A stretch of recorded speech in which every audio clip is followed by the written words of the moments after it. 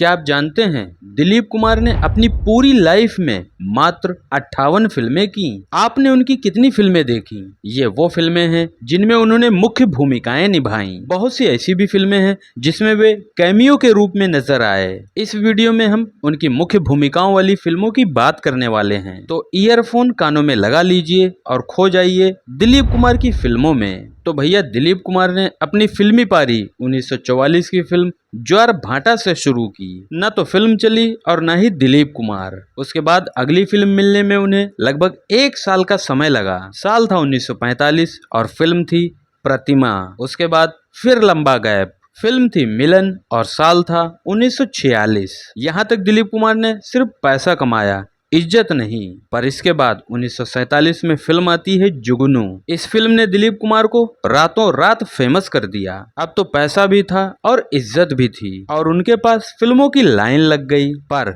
वे अन्य अभिनेताओं जैसे नहीं थे। उन्होंने वही कहानी चुनी जिनकी कहानियों में और कैरेक्टर्स में दम होते थे। 1948 में उन्होंने 5 फिल्में साइन की। घर की इज्जत, मेला, शहीद, अनोखा प्यार और नदिया के पार। उनकी फिल्में धड़ाधड़ चल रही थीं और वे उड़ रहे थे। 1949 में उन्होंने मात्र 2 ही फिल्में की, अंदाज और शबनम। उसके बाद 50 में जोगन, बाबुल और आरजू, 51 में हलचल, दीदार और तराना, 52 में दाग, आन और संगदिल, 53 में शिकस्त और फुटपाथ, 54 में वे सिर्फ एक ही फिल्म में नजर आए। फिल्म थी अमर। 1955 का साल उनके लिए कई खुशियां लाया। इस साल उनकी देवदास सबसे ज्यादा चलने वाली फिल्म बनी। इसके अलावा इसी साल आजाद, उड़न खटोला और इंसानियत में भी वे नजर आए। धीरे धीरे वे सभी के चहेते बन गए। 56 में वे बीमार हो जाते हैं, इसी वजह से उस साल कोई भी फिल्म नहीं आती। फिर आया 1957।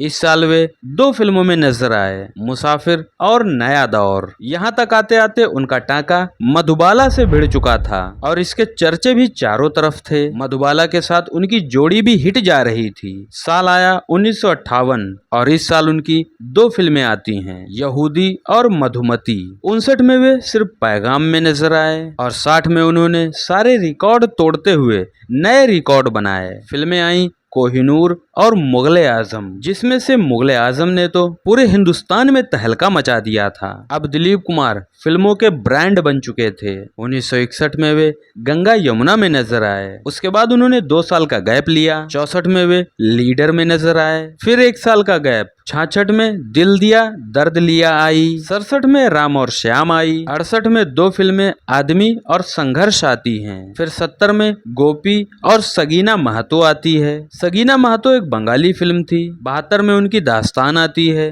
फिर 74 में सगीना आती है, जिसे बंगाली फिल्म का रीमेक किया गया। और इसी साल फिर कब मिलोगी आती है। 1976 में वे बैराग में नजर आए। उसके बाद सीधे 81 में क्रांति फिल्म में नजर आते हैं। 82 में शक्ति और विधाता करते हैं। 83 में मजदूर, 84 में मशाल और दुनिया आती है। 86 में उनकी 2 फिल्में आती हैं, धर्म अधिकारी और कर्मा। उसके बाद वे सीधे 1989 की फिल्म कानून अपना अपना में नजर आते हैं। 90 में उन्होंने इज्जतदार फिल्म की, 91 में सौदागर की और उनकी आखिरी फिल्म 1998 की किला है।